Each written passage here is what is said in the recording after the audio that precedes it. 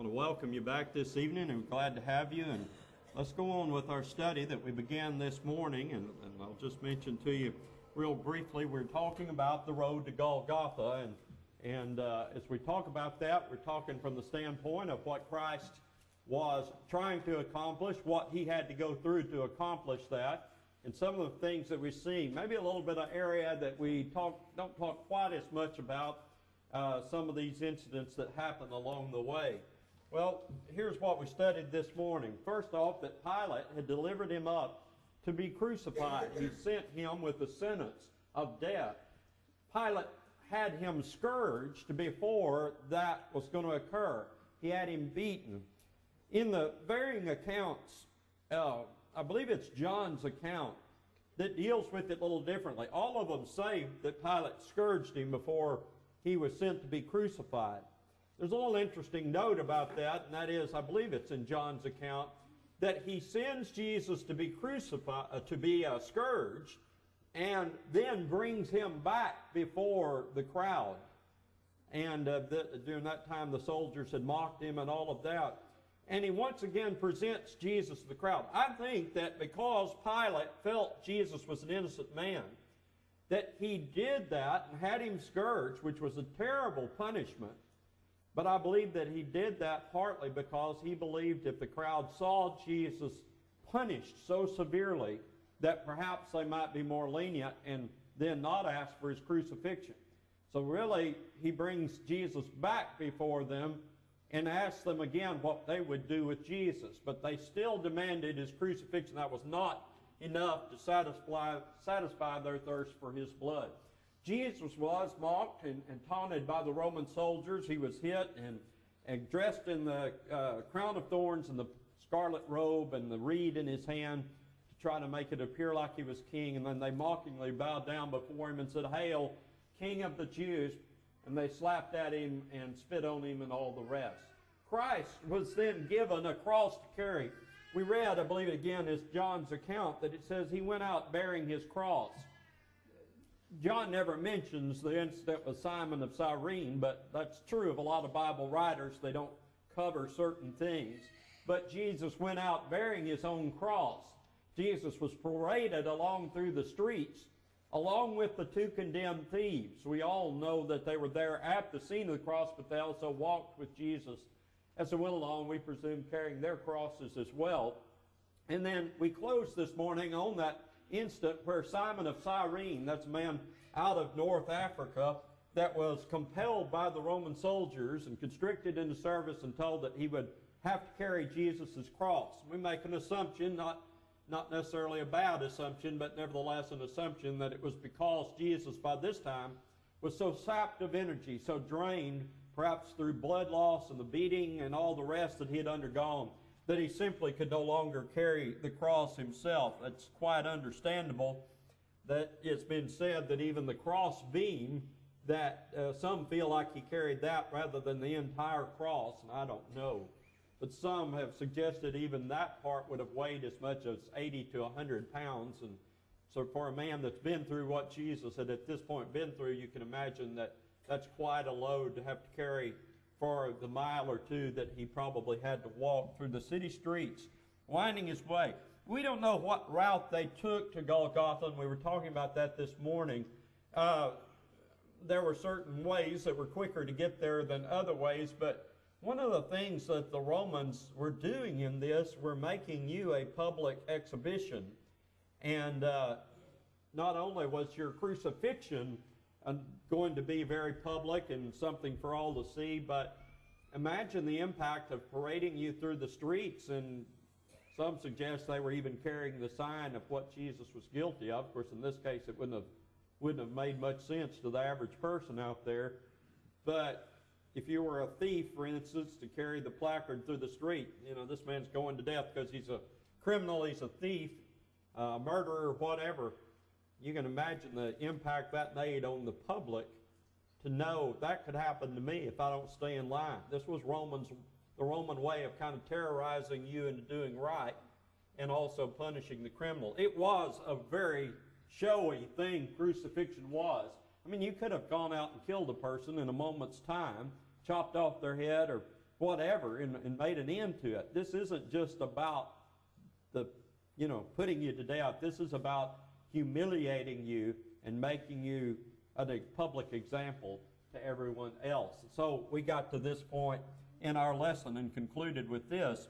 Now, we're going to study a couple more thoughts here, and one is that the accompanying of mourners along with Jesus and how Jesus speaks to some of these, particularly the women that were crying out in regard to him, and then the arrival at Golgotha where Jesus is finally crucified. So let's begin there. As Jesus goes along, there are many people that follow with him. And Luke brings this up in chapter 23 at verse 27. It said, a great multitude of the people followed him, and women who also mourned and lamented him. Now, it's been suggested by some were these, just people that mourn to mourn, professionally or whatever. And I don't much think so. I think it probably was legitimate.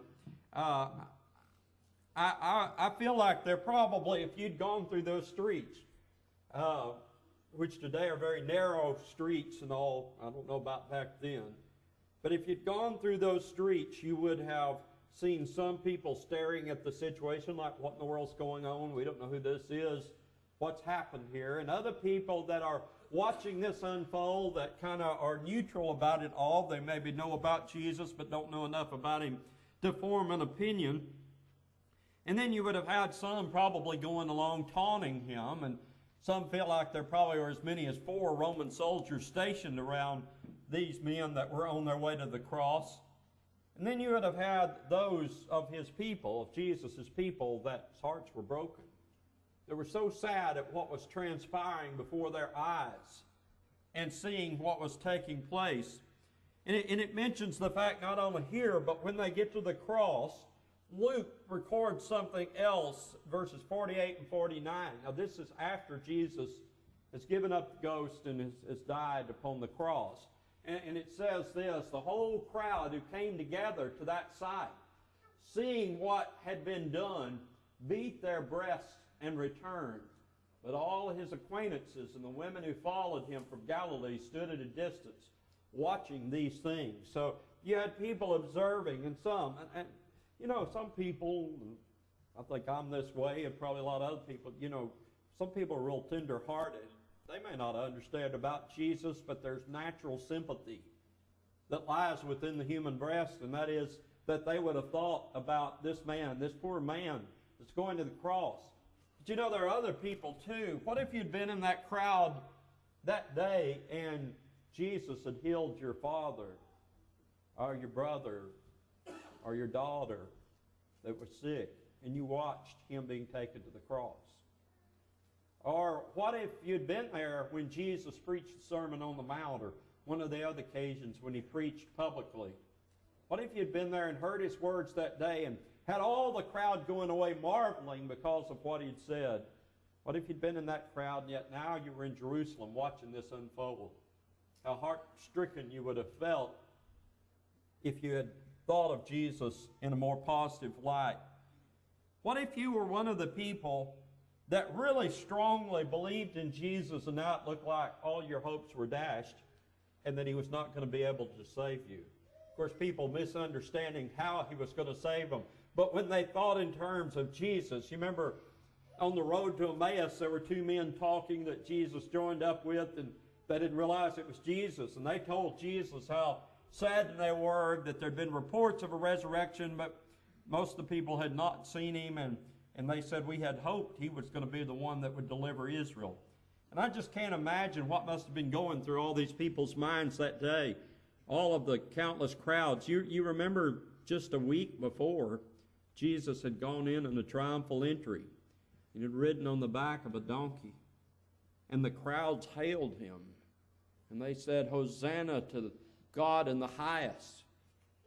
That here the Son of David had come. And they believed he was the Messiah. This is still the Passover. They're still there at the feast. And it's these same people that are watching him now on the way to the cross. This must have been heart-wrenching for that group of people. Something interesting happens as they go. Where on earth Jesus pulled this from, I couldn't even begin to imagine us knowing what's gone on and what's what's taken place. But Jesus must have had a pause or a moment where the crowd stopped. Perhaps it got so crowded they couldn't move on. But he stopped and he drew within him some ounce of breath where he could address the crowd. He could say something to those that were weeping for him and crying for him. But he doesn't say what you might have thought he would say. And this is in Luke chapter 23. We read about this. Let's start at verse 28. This great multitude now is following Jesus, and it talks about there were women also who mourned and lamented him. Women are often mentioned. There are women around the cross as well, or standing at a distance watching all this later. So you see all of these people moving through the streets with him. And we see that unfold. And then at verse 28, it begins and it says, "But Jesus, turning to them, said, 'Daughters of Jerusalem.'" And I just point out, there's only one other time that occurs. And that's in the Song of Solomon, the Song of Songs. And 13 times, I believe, I counted 12 or 13, that is a phrase used in that. I'm not making any connection, but that's the only other time he's ever addressed the people. The only other time that the women of Jerusalem are called the daughters of Jerusalem. And here Jesus uses that phrase once more. And he says to them, "Do not weep for me. Weep for yourselves and your children." And then he goes on at verse 29, says, "For indeed the days are coming in which they'll say, 'Blessed are the barren wombs that never bore, and the breasts that never nursed.'" I want to tell you something. Almost no Jewish woman ever said such a thing. You know in the history of your Bible how often women were not able to bear a child and how terrible they felt. Remember how it went with Rachel and Leah, and how Rachel longed for children. You remember how Hannah, Samuel's mother, had prayed and prayed and prayed and watched her husband's other wife bear children, and yet she never could bear a child. And all of that went on. You remember how Sarah longed for her child and waited and waited until she was an elderly woman and finally bore that child. This is a panic for any Jewish woman or any woman that cares about family and loves children. It is a panic to think about that I will not have children. And Jesus says here, "Indeed, the days are coming when you will be glad you didn't have a child. You'll be glad that you never had to nurse a child, because you don't want to see what's going to happen to that generation. You don't want to know what's coming their direction." And then he says, "They will begin to say in that day, 'To the mountains fall on us, and to the hills cover us.'" A tragic day was coming. And then he says at verse 31, "If they do these things," talking about these people that are doing this to me, "if they do this thing in the greenwood, what will they do when it is dry?" Jesus is talking about an event that was coming in just about 40 years from this day. Just about 40 years later, depending on exactly what time, you could date his crucifixion, a time was coming when God's judgment was about to fall on Jerusalem. Jesus has already talked about this at length. He has already prophesied. He's told parables about it. He's explained that it was coming. His disciples had come to him when he said there'll not be one stone left on another, and asked him, and an entire chapter of the Bible is devoted to his description of what was going to happen. This day was coming because they had rejected what God had offered them in Jesus Christ. They turned their backs. God's very people had turned their backs on the special servant that God had prophesied of and prepared in sending Jesus Christ.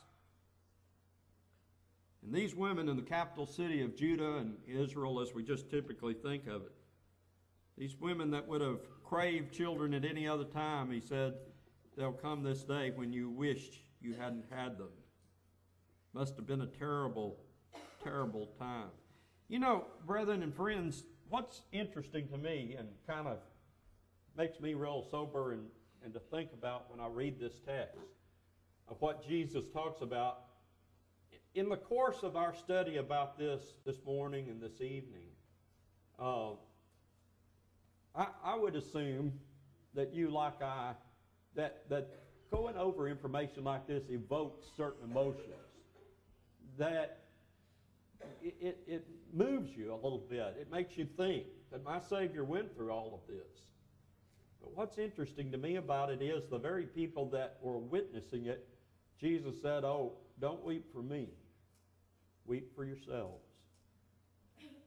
And that stops and makes me think that Jesus knew that what he was about to do was for our benefit. And he knew that beyond the cross was his reward. As the Hebrew writer says, he, moved on towards the cross, despising the shame, and then sat down at the right hand of God. So it's not that Jesus doesn't want us to remember his death. We take the Lord's Supper every Sunday to do that, to remind ourselves about that. And it's good for us to do that. But the fact is, what is the frightening proposition for those who reject what God has offered in Jesus Christ? What's got to be serious on our minds is, what if we don't accept what God has done here? What if we ignore it? What if we turn our backs on it? What if we treat it as something lightly in our eyes or something to be despised? To me, Jesus is talking to his own nation, and he's saying, do you understand that without me, do you understand that if you reject me, as many of them did, not all, but many, if you reject me, your future is gone? Do you understand that one day men will march into this city and destroy it? And it'll be within the lifetime of these very children you might bear. Do you understand your future without me is gone? And, this is not political or anything like that, but I want you to think about our nation. And I know Jesus isn't just talking nations here, but I'd like for you to stop and think for a moment. What is our future if God and legitimate Christianity is taken out of it? Will it just go on as a paradise-type state, or are there consequences? Well, I know the proverb says that the nations that forget about God are headed for hell. And really, the hell there is death and the Hadean. In other words, that nation has no future. And I think what Jesus is saying to Israel is, you've got no future without me. You reject me, your nation won't even exist here in a few years. It does make me wonder, where will we be someday? As gradually we put aside maybe God out of our culture and the morality of the Bible and begin to reject that more and more, what's it going to be for us? You kind of got to catch what Jesus means. He said, right now we're in the green season. He says, I'm here with you. I was here and I could do miracles amongst you, and I could, take care of you, and I could watch over you, and I could teach you, and I could get you to heaven. He said, this is the green time. This is spring. Jesus said, what's it going to do when it gets to the dry time? And I'm not here. We've lived in a land full of religious liberty and Bibles. What will come of the nation if any of that ever gets removed and they decide that's old-fashioned, outdated, unimportant? We're going to be in a dry season if that ever happens. Hopefully it won't.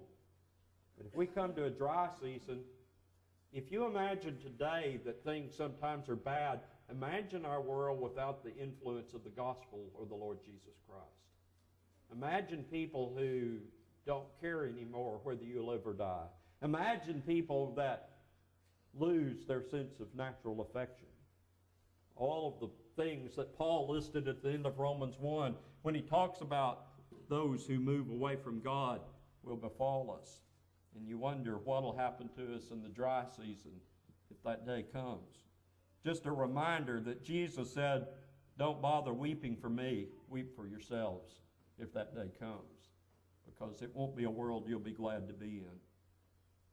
Well, they finally arrive at Golgotha, where Jesus is to be crucified. In John chapter 19, we read about it, verse 17 and 18, that he bearing his cross, and I told you before, now John doesn't mention Simon of Cyrene, so Jesus has borne his cross. And it very well may be that Simon of Cyrene may have carried part of the cross. Maybe Jesus carried another portion of it. He walked behind Simon, we're told. Simon carried it out ahead of him and bore the weight of it, evidently. But perhaps Jesus carried something of it even to the place. But they went to a place, and several versions say this. So when I say versions, I mean several of the gospel accounts say they went to a place called the place of a skull, which in the Hebrew is the word Golgotha, where they crucified him, and two others with him, one on one side, one on the other, and Jesus in the center. Both Matthew and Mark call the place Golgotha. Golgotha. I don't know about you, there's just something about that word. It's almost it just has a sound to it that makes you think of a dismal place. Golgotha. You can imagine that in the Hebrew mind it really conjured up a scary picture because it meant the place where the skulls are.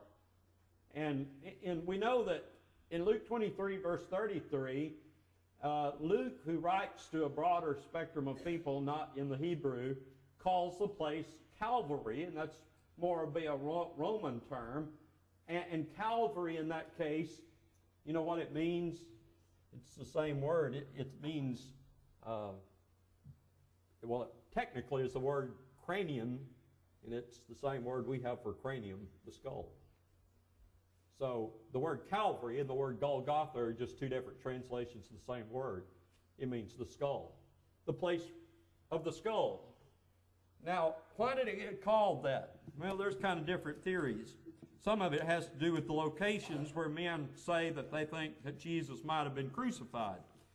There is an actual location, and I didn't put the picture in because it's kind of questionable whether this was even a site, but there is a place where they think it might have been, and I think they call this Gordon's Calvary because of who discovered this area. It's very north of Jerusalem, and that place, there's a spot where as you walk up, I've seen pictures of it, and it looks like kind of a skull in the rock. It has two spots that look like hollowed out. It had been quarried and dug out. There's one spot over here, like one where an eye had been, another eye, and just something across it that kind of vaguely resembled a skull.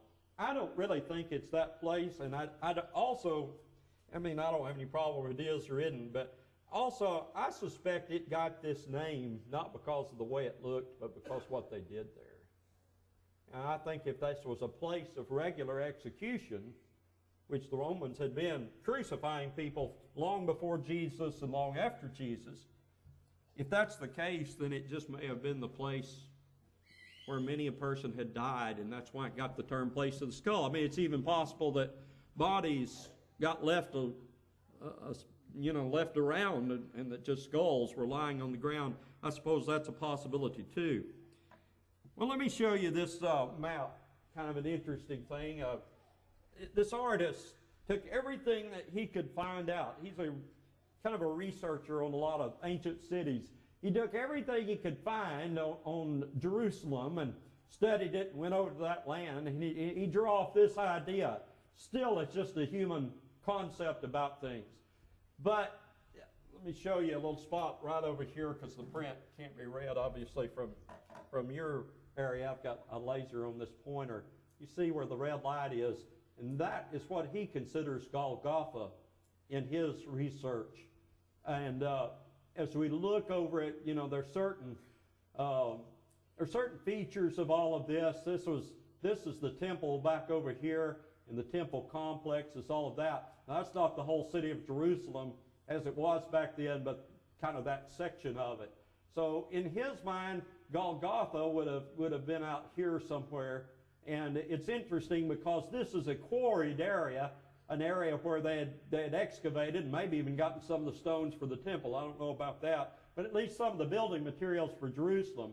And they say on this little section of area it was poor stone quality, and so it never was used. So it formed something of a little hill that was left over from excavation, and he suggests that is possibly the place where Jesus was crucified. Again, I don't think it matters, but I do want to point out that we do have a little bit of information. The Bible never tells us where Golgotha was, but it does give us 3 bits of information about it. Just like to share with you for the fact that we need to know what the Bible does teach about it. One is that in John 19, verse 20, it says that the place where Jesus was crucified was near the city. So Golgotha, Calvary, is not a long way from Jerusalem somewhere. It's just beyond the city.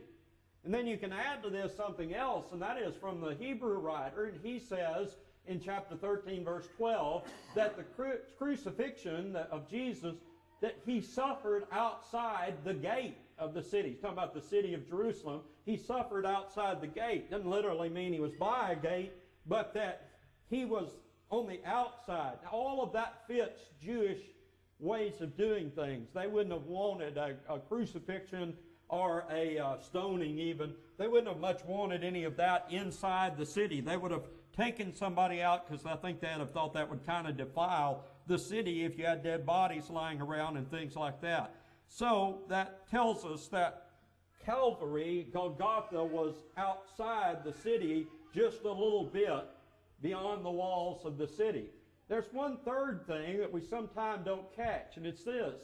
It says, now this is by the time Jesus had died, it says, now in the place where he was crucified, there was a garden, and in the garden a new tomb in which no one had been laid.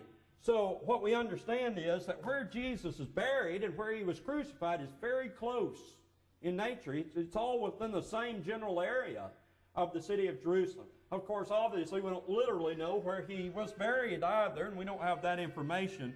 But we do know that the burial spot was very close. You remember when Jesus had died, and they'd finally established that Joseph of Arimathea wanted to claim the body. He owned the tomb, and he knew that the tomb was nearby. Now, again, just looking at this artist and researcher's idea, he has a spot right over there that he says is a tomb, and he suggests that's in this quarried area that the tomb was carved out. We do know that that's very likely, and that's the kind of places they were buried, and burial spots too were outside the city of Jerusalem. But we don't know the place, and I wouldn't even pretend to suggest we do. Let's talk just a little bit. I'm not going to go into this quite as much, because I think we've gone through enough, and we've talked about a lot of things that Jesus went through. But I do want to talk about crucifixion for just a moment. I don't want to get into the grossness. You know, I've kind of weighed this in my heart. Don't want to get into the details. I could have shown you a picture, for instance, of an ankle bone with a spike through it where somebody had been crucified. It's kind of a gruesome sight. I don't know if that'll help us understand Jesus or not, to be honest with you. We know it exists. It kind of proves what went on in that day and time, but inside, I really don't want to show that, because I don't want you to think this is horrible and it's beautiful. We have to view it that way. This is being done for us. So I don't want to take the crucifixion and go into too much gory detail about it. I don't want to turn it into a medical thing where we discuss all about that. Don't necessarily have a problem with that, but that's just not my intention here tonight. But you do understand that crucifixion wasn't a Jewish thing, it was a Roman thing. The Jews want it for Jesus because they really hate Jesus. And they want to see him humiliated, embarrassed, and destroyed. The Jewish leaders have been embarrassed by Jesus because Jesus taught the truth and showed where they were wrong and showed how their hypocrisy ruled the day, and they were ready to have Jesus not just done away with, but publicly humiliated. The punishment was intended to be as painful as possible. When you talk about crucifixion, there were actually 3 kind of shapes to crosses. There was an X-shaped one, a T-shaped one, and then one that we think of more typically like a plus sign where, you'd have the crossing about. There's only one thing that might give us a little hint of information about that, and that isn't even perfect, but when Pilate had that inscription put, you see the language there, it says he wanted it put over him, and I don't know, I think if you had the T shape, that wouldn't entirely be possible, or the X shape. So it, to me, kind of makes sense that it could very well have been that more like the plus shape, or the little T shape, if you want to look at it that way.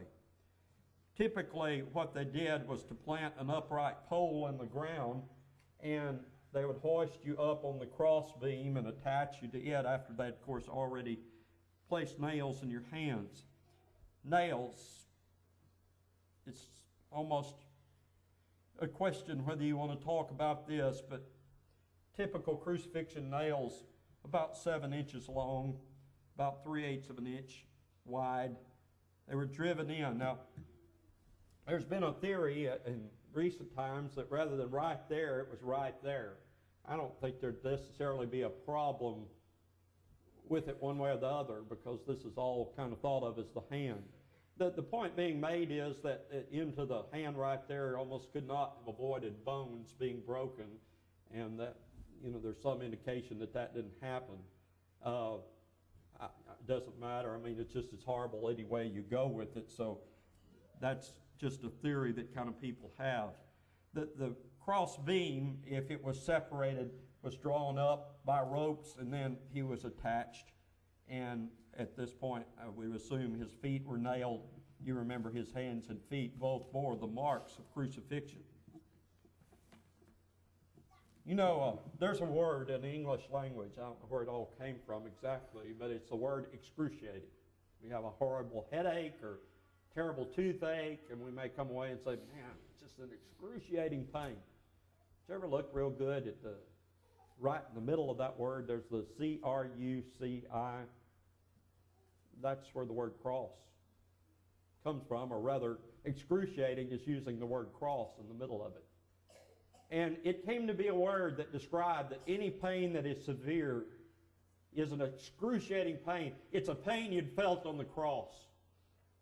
And so it was identified, obviously, with an extremely severe kind of pain. I don't imagine there was one part of this that didn't include pain. From the moment they drove a nail in, and we were already dealing with a man that's gone through so much, and yet they've driven nails in his hand, they've driven nails in his feet.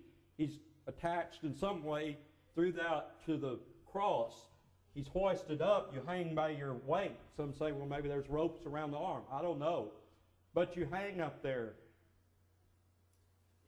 I've heard that you can't get a good breath in that position, and that some of the prisoners asphyxiated because they couldn't raise up to get the kind of breath that they wanted. Bottom line is, he suffered, and he suffered intensely, and I think all of us who know the story know that.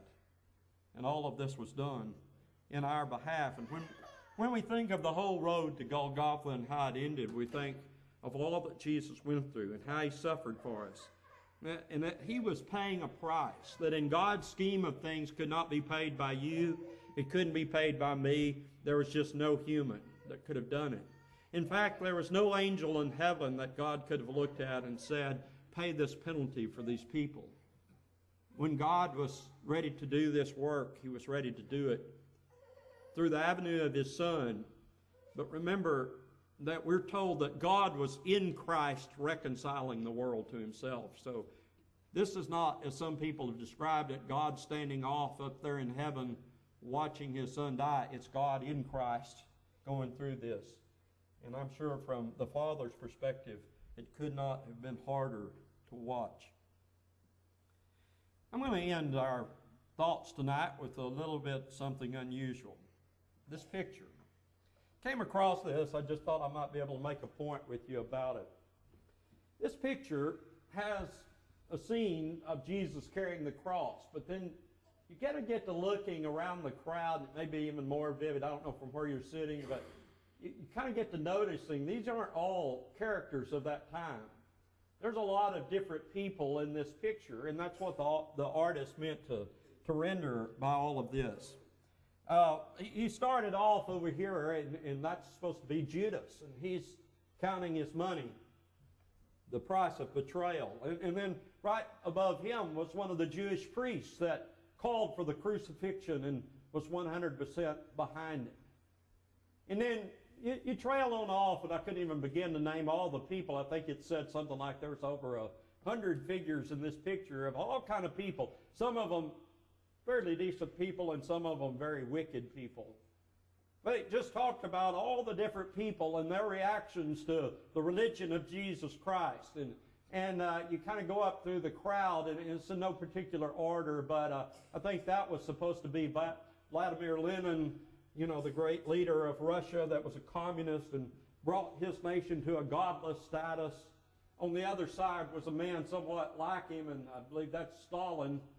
And he obviously led a nation and led a terrible, terrible dictatorship where thousands, perhaps 1 million people were killed during his reign of terror over the land.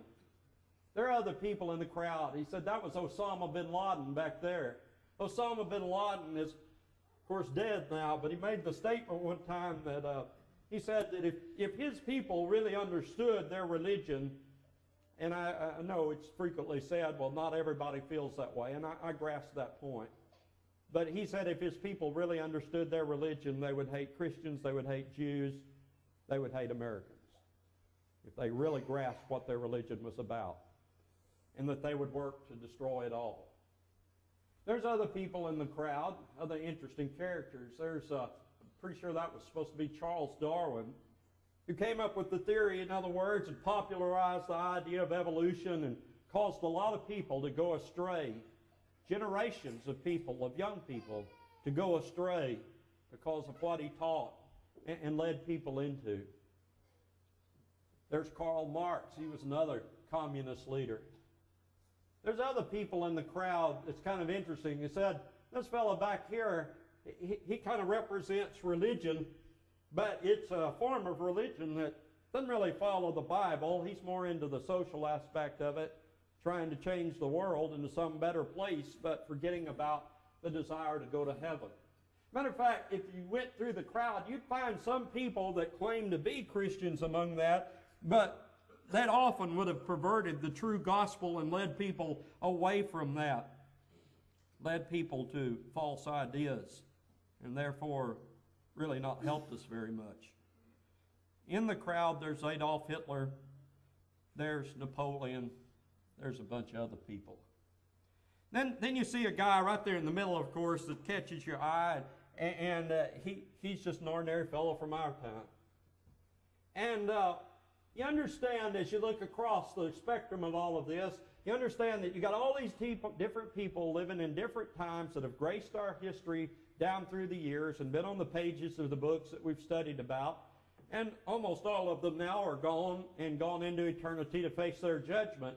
But as you think over that crowd and think about what they were all about and what they were in human history of the past 2,000 years, some of them claiming to serve God and some of them utterly rejecting it and some of them representing false religions, it's been interesting. A lot of people have done harm to the cause of Christ and brought it disgrace.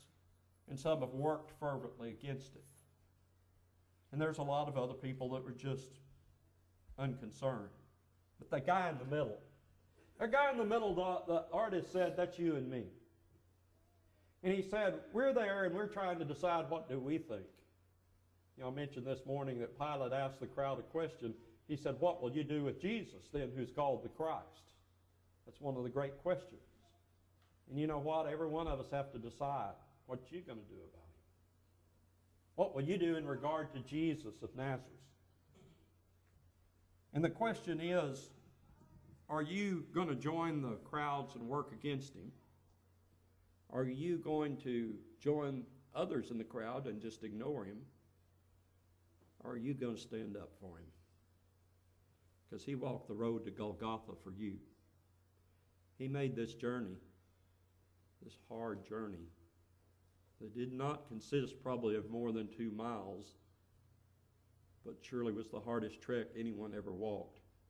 And he did it to obtain your redemption and my redemption.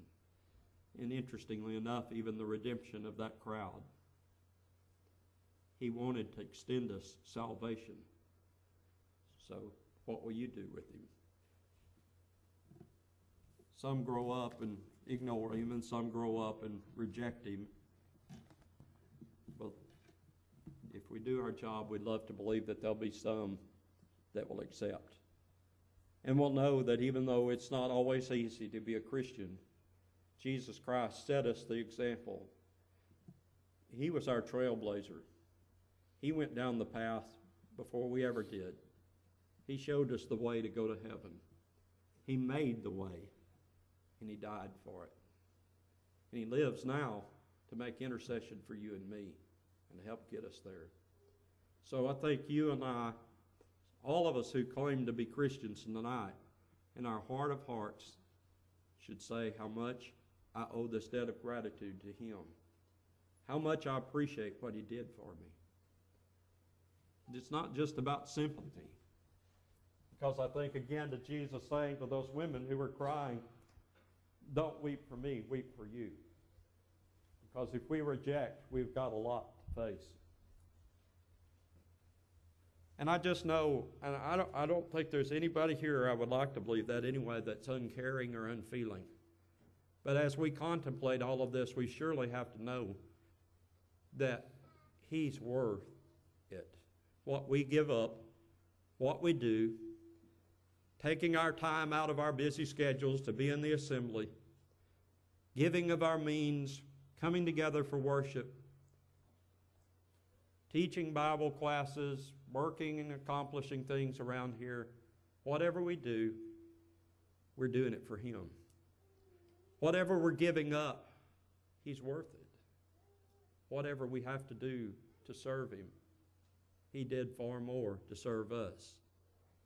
The Christians of the Hebrew writer's time were going through some persecution, but he wrote to them and said, when he talked about Jesus and his sacrifice, he said, but you, brethren, you have not resisted to the point of shedding blood.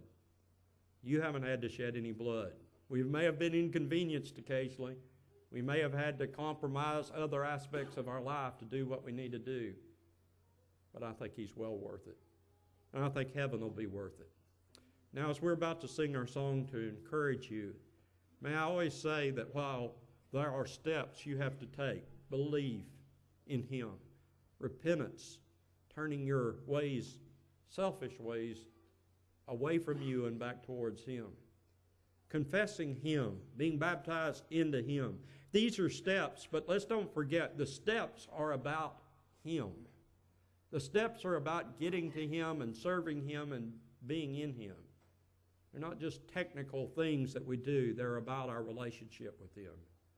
And being faithful and coming to church and taking the Lord's Supper and singing songs of praise and saying prayers, and then the things we do at home as well. These are things we have to stop and tell ourselves. We're doing it for him. Paul said, he died for us, and we should no longer live for ourselves, but for him who did die for us. And this is our goal as Christians. As we stand and sing, if you need to make a public response, we'd encourage you to